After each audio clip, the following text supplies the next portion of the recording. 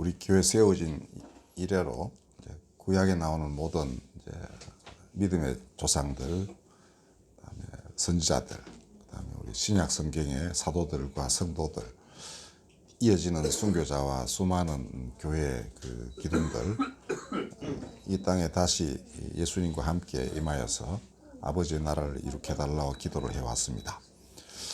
그러다 보면 옛날에 교회가 모든 교회는 하나다라고 왜 그렇게 이야기했는지를 알 것 같아요. 그러니 시대도 다르고 장소도 다르지만은 다 예수 안에서 하나임을 성령께서 하나의 띠로 묶어주는 것을 경험했기 때문에 그러합니다. 그러니까 지금 우리 교회만 있는 것이 아니고 예전에도 그가 계셨고 또 아주 오래전 이 아브라함과 이삭과 야곱의 경우에는 가는 곳마다 제단을 세웠어요. 그래서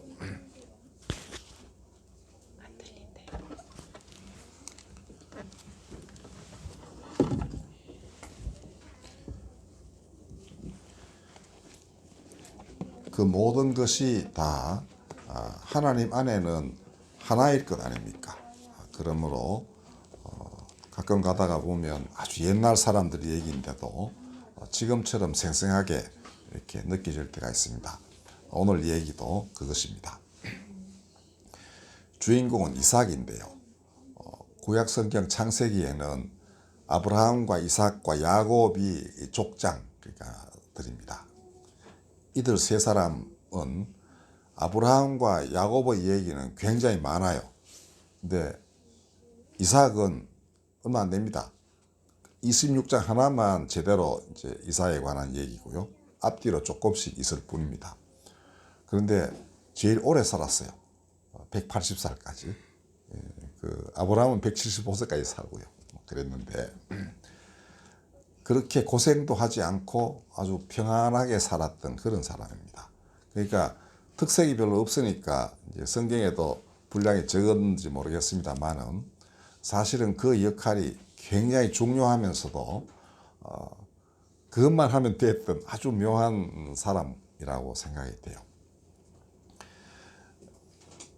모리아 산에서 하나님이 아들을 바치라고 명을 내렸었습니다. 그 아브라함은 야 이거 말년에 얻은 아들인데 또 약속의 아들 그 딱 하나였습니다. 아브라함이 100세 때 부인 사라가 90세 때 얻은 아들인데 천사가 와서 아들을 낳을 것이다 고지를 하니 피식 웃었습니다. 둘 다. 그러는 바람에 이제 나중에 태어났을 때 이름이 이삭 웃음이 돼버렸어요. 근데 일단 청소년기에 그리고 하나님이 그를 통하여 그 모래알처럼 후손들을 많게 하고 이 땅을 다 너에게 주겠다.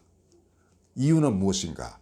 너로 인하여 모든 족속이 복을 받기 위함이다. 이렇게 했습니다.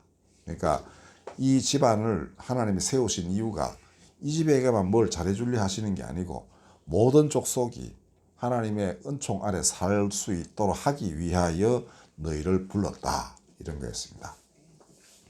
그니 아브라함은 그 말씀 따라서 여기 가서 살아라 하면 여기 가서 살고 저 가라 하면 저기 가고 그렇게 했어요.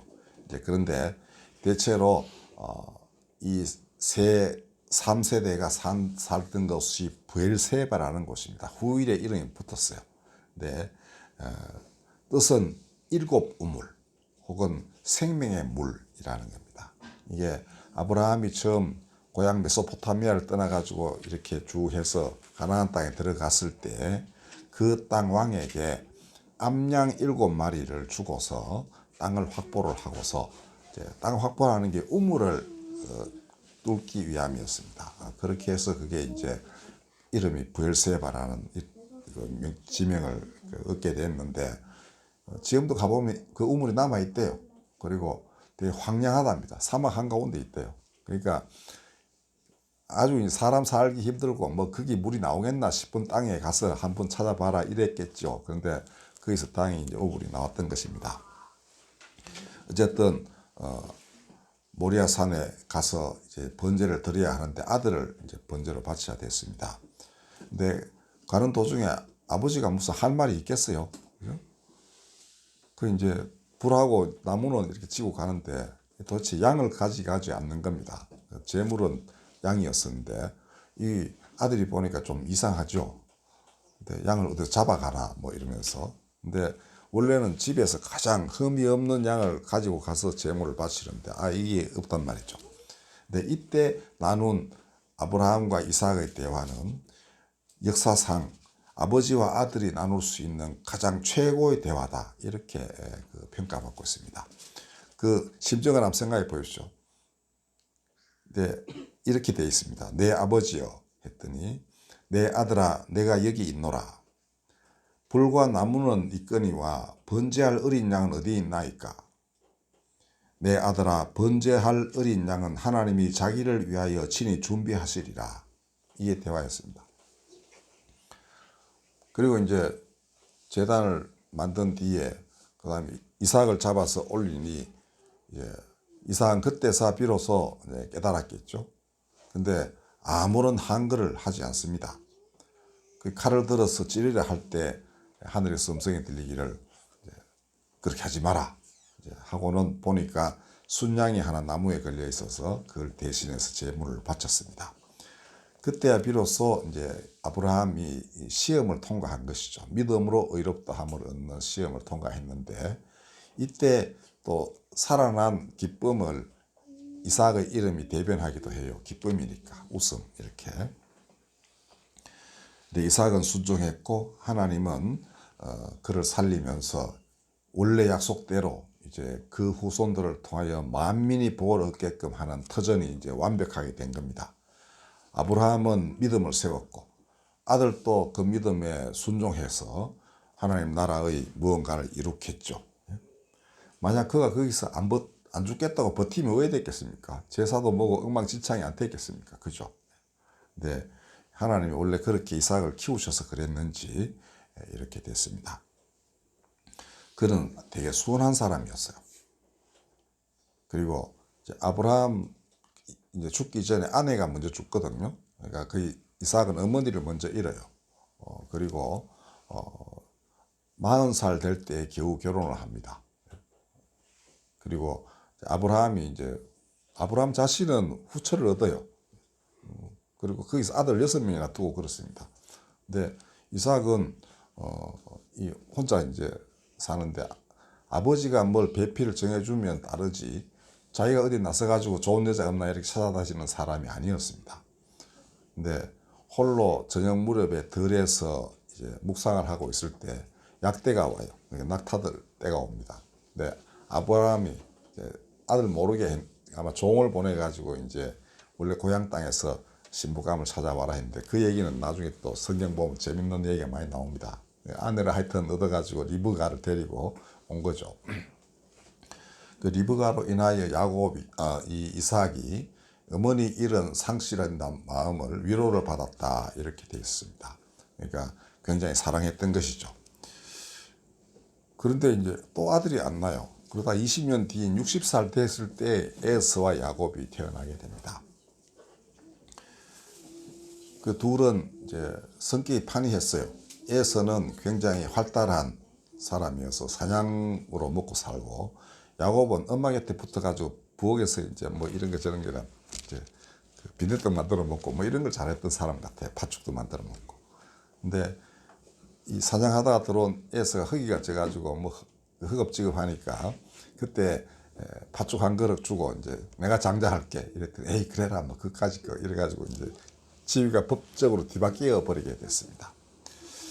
자, 아버지는 자기가 아마 유순하고 편안해서 그랬는지 활달한 에서를 되게 편애했습니다. 근데 어머니는 또 되게 지혜로운 사람이었는지 남편이 저런 놈 사냥꾼 저거 믿고 하다가 도대체 그 아버지대로부터 오는 약속이 이루어지겠나 해서 동생을 더 편애를 해요. 그리고 이놈이 아마 뭘 할 것이다 이렇게 생각을 했는지 어쨌든 이제 야곱이 늙어서 눈이 잘 안 보게 됐을 때 이제 음모를 꾸밉니다.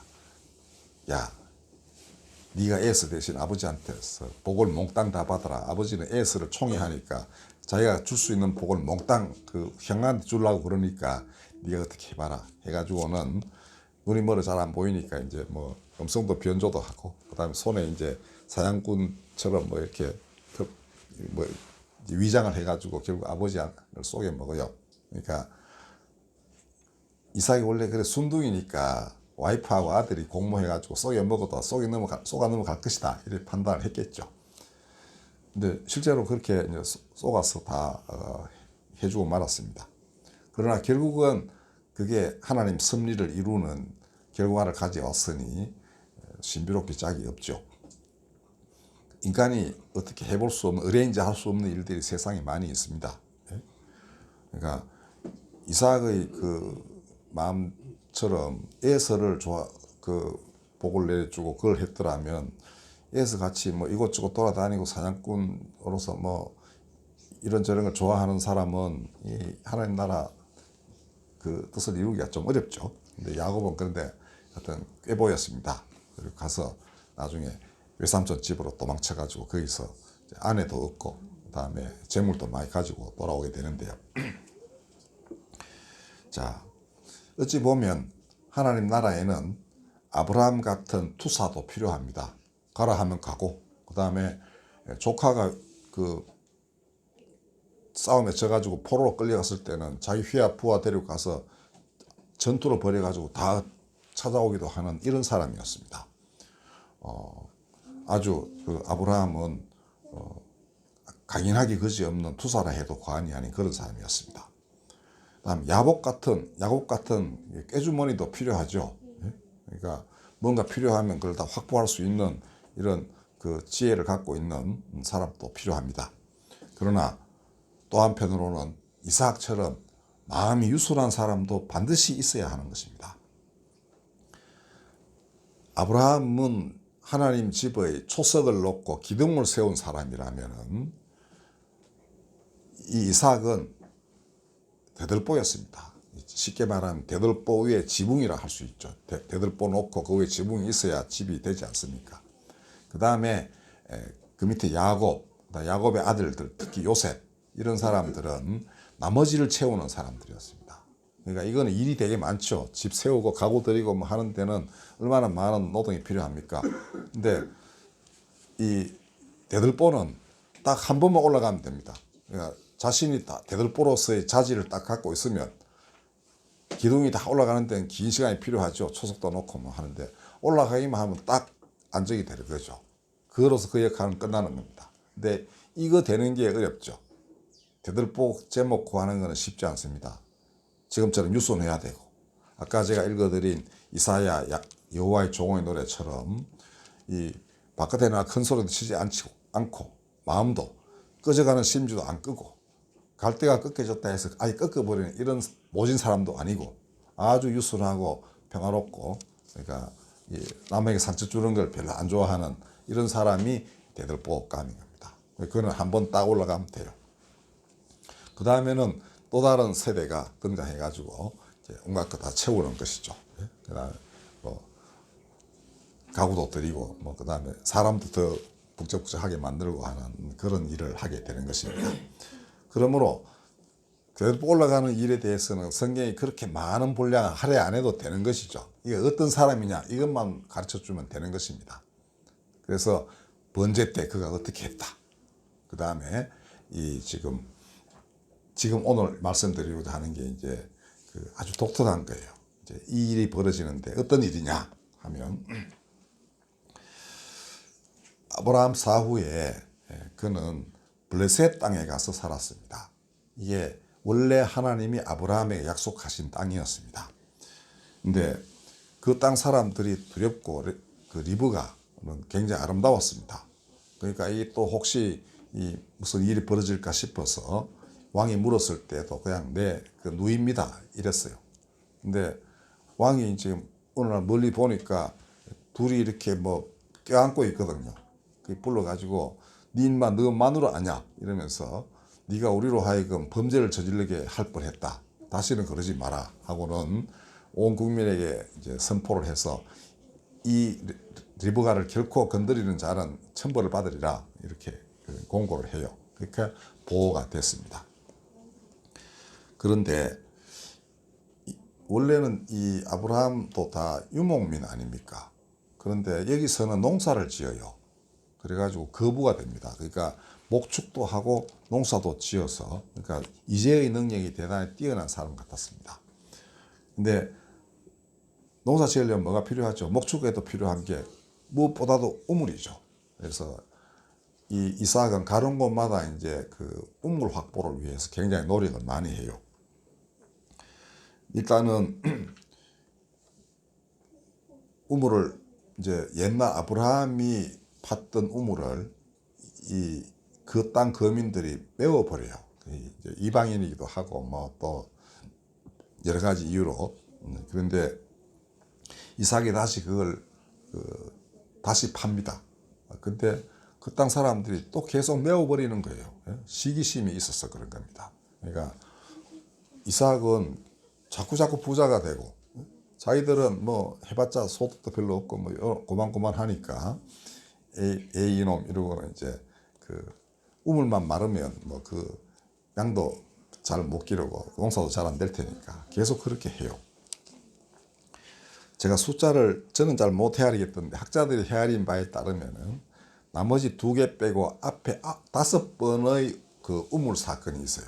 그러니까 옛날 아버지가 그 팠고 또 그 사람들이 메워버렸던 우물을 다시 파는 거를 5번 반복했는데 5번 다 이 사람들이 메워버렸습니다.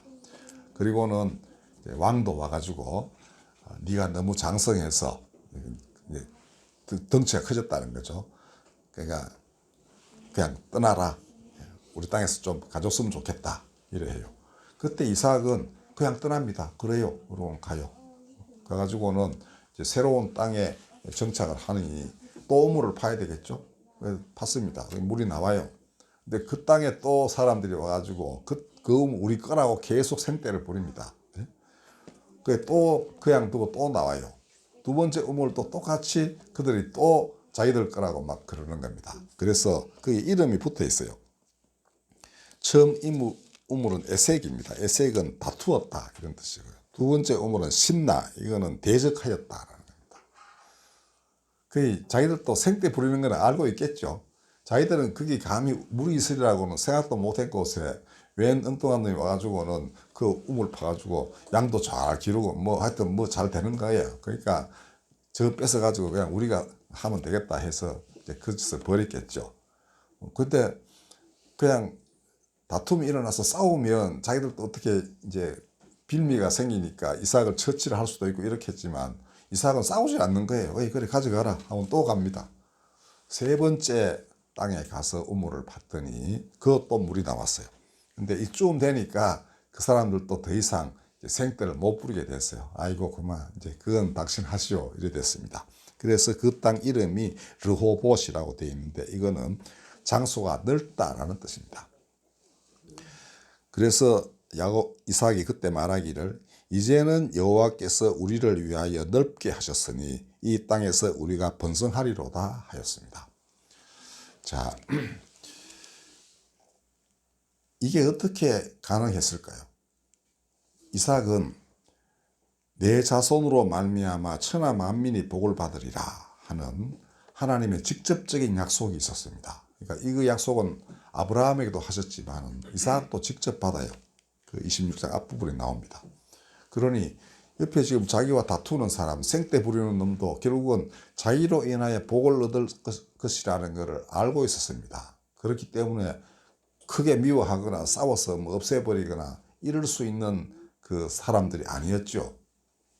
저들도 내가 품어야 하고 하나님이 그들도 복을 주시기를 원하시는 그런 족속이라는 것을 이삭은 알았습니다. 그래서 그는 상대방이 사납게 나와도 오냐 그러고 물러나고 해서 이제 둘이 서로 평화롭게 공존할 만한 땅에 하나님이 인도하셨고 거기서 우물 파서 이제 농사 잘 짓고 목축 잘할 수 있게 됐으니 그걸로 만족을 했습니다. 그래서 이제 두 족속 간의 평화가 이룩됐는데 그쯤 되니까 이제 그 블레셋 왕이 겁나는 거예요. 야, 이거 우리가 계속 쫓아냈는데 이거 큰일 나겠다. 잘못하면 우리가 천벌 받겠다. 해가지고는 예물을 가지고 와서 이삭에게 그 화해를 청했습니다. 우리 이러지 말고 화해하자. 그리고 이제 그 표현이 이렇게 되어 있습니다. 그 26장 마지막 부분에 보면 너와 계약을 맺으리라. 여호와께서 너와 함께 계심을 우리가 분명히 보았다. 그러니까 하나님이 너희와 같이 계시는 걸 분명히 보았다. 그 이제 계약을 맺자. 너는 우리를 해하지 말라. 이렇습니다. 그러니까 이삭이 굉장히 두려웠던 겁니다. 자기들 그 버릇으로는 이렇게 행패 부리고 우물을 무려 7군데나 다 뺏어가고 하면은 어느 날 힘길을 가지고 쫓아가서 다 이제 그냥 처치해버리고 말 것 같은데 이삭도 혹시 그럴지도 모른다는 생각을 하게 된 거죠. 자기들 그 이제 성정을 미루어 볼 때. 그랬더니 이삭은 전혀 다른 태도를 보였습니다.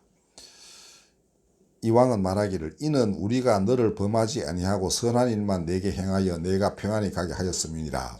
이제 자기들이 잘한 일을 이렇게 이삭에게 고하는 거예요. 우리가 사실은 나한테 뭐 잘못한 거 없잖아.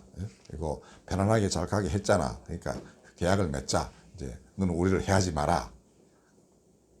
그러니까 이삭이 오케이 그러고는 잘 대접해가지고 보냅니다. 그런 다음에 이제 종들이 와서 우리가 물을 얻었습니다. 이렇게 말해요. 그래서 이름을 세바라 했는데 우물이라는 뜻이겠죠. 그래서 그 성읍 이름이 부엘세바더라. 그래가지고 기록에 보면 그 성읍 이름이 오늘까지 부엘세바더라라고 하는 거는 뭔 말입니까? 이걸 기록한 것은 굉장히 후대 얘기라는 말이죠. 이미 부엘세바로서 이름이 붙여진 도시가 굉장히 오래된 후에 이 성경이 기록이 됐던 것입니다. 자, 그래서 제가 느낀 게 그겁니다. 하나님이 택하신 이들이 무적의 강자가 되는 것은 어찌 보면은 유순하기 때문입니다. 상대방이 뭐라 그래도 싸우질 않는 거예요. 그리고 거꾸로 내 때문에 너희가 결국은 복을 얻게 될 것이다. 이 마음이 속에 있고 하니까 이 상대방의 무언의 압박을 상당히 느끼는 겁니다. 그리고 저 사람하고는 화해를 해가지고 잘 사이좋게 살아야지라는 느낌이 팍팍 들게끔 해주는 게 유순한 사람들의 특징이에요. 그래서 여러분들 순둥이 아이를 보고 야 저렇게 순에 빠져가지고 어떻게 험한 세상 살겠나 그런 걱정이 들겠지만 절대 그렇지 않습니다. 순한 사람은 누구도 못 당하는 겁니다. 여기도 선한 아이 있죠. 순둥이 저 있잖아요. 여기도 있고 저기도 있고. 근데 걱정할 거 하나도 없다 입니다. 그러니까 그리고 순둥이들은 아주 사나운 애들도 어느 날 보면은 욕 잘 못합니다. 아주 독특해요. 그러니까 순하면서도 속에 강인한 면이 있는 아이들 보고는 뭐 하여튼 말의 한 10분의 3이 욕으로 가득 차 있는 애들도 함부로 그 XX 이 소리 못합니다. 그게 아주 독특해요. 그러니까 그냥 어린 시절이라도 하나님 보호하시는 아이들이 있는 것입니다. 특별하게 하나님이 쓰시려고 이렇게 기르는 아들이 있는 거예요. 그게 순둥이들이 대부분 그렇습니다. 그들은 하나님 나라의 대들보기 때문입니다. 아까 이삭이 대들보였듯이. 그러니까 많은 하지 않아도 돼요. 있기만 하면 되는 이런 아들이 있다는 것입니다. 그래서 그러니 이 세상에 하나님이 사람 기르시는 걸 우리가 어찌 인간의 힘으로 짐작하겠습니까? 인간 기준으로는 이래가 안 되겠다. 막 하드 트레이닝 시켜가지고 드라이브 걸어서 이것저것 시키고만 하지만 그렇지 않아도 된다는 겁니다. 순하면 순한 대로, 강하면 강한 대로, 꾀가 많으면 꾀많은 대로 원하고자 하는 걸 하게 하고 그러면서 딱 지키고 있으면 돼요. 하나님이 이 아이를 지키소서. 그리고 옛날 아브라함 약속과 약속은 4,000년 전의 약속이지만 지금도 똑같습니다. 예수님도 그 약속을 성취를 하셨고요. 그래서 말씀하시기를 아브라함은 내 때를 기다리며 즐거워하다가 보고 기뻐하였다 이렇게 했습니다. 하나님이 아브라함에게 하신 약속이 지금 여기 이루어지고 있는 걸 아브라함이 알고 있는 거예요. 그렇게 살고 있었습니다. 죽은 사람들이라 해서 어디 가만히 있는 게 아니고 복음서에 보면 분명히 예수님께서는 그들과 만나고 그렇게 하셨어요. 뭐 그 변화산상에는 모세와 엘리야도 같이 만나셨죠. 그죠? 다 이렇게 되어 있습니다. 교회는 옛날 아주 오래전 저쪽에 있는 교회일지라도 지금 우리와 얼마든지 만나고 있는 거예요. 그죠? 여러분들 여기 숫자 적다고 걱정하지 마십시오.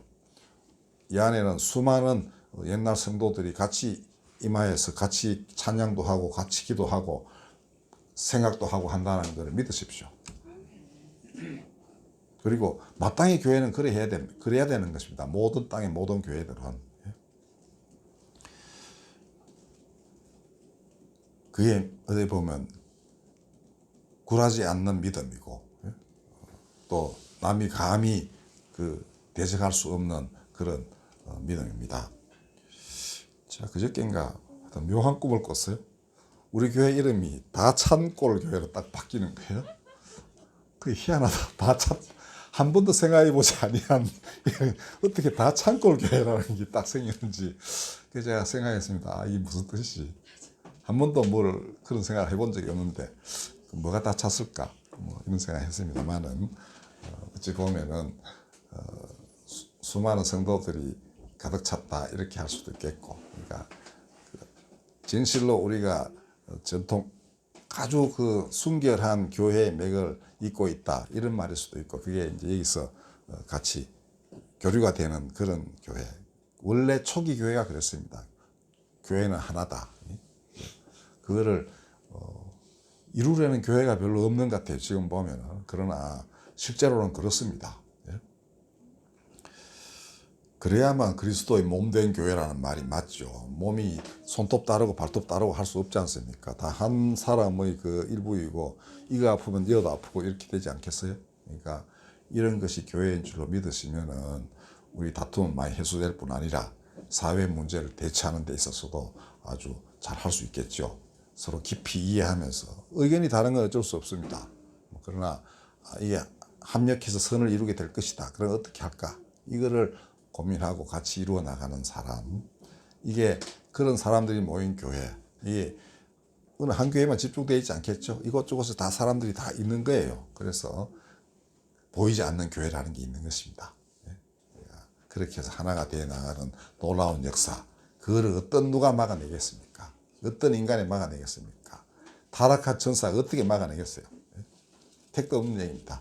그러니까 뭐 사탄이 뭐고 이런 게 많은 일이 오고 가지만은 그렇지 않다 이거죠. 하나님 믿으십시오. 그리고 아이들을 믿으십시오. 아이들 가운데 하나님이 계시다는 걸 믿으시면 됩니다. 기도하겠습니다. 거룩하신 하나님, 순한 사람들 되돌보 만드시고 투사들은 초석과 기둥이 되게 하시며 또 정말로 지혜로운 사람들은 온갖 것을 다 채워나가는 귀한 일꾼들로 삼으시옵소서. 그렇게 하여 아무도 건드릴 수 없는 하나님의 나라, 하나님의 집을 세우시고 만민이 그 안에서 기도하며 찬양하게 하여 주시옵소서.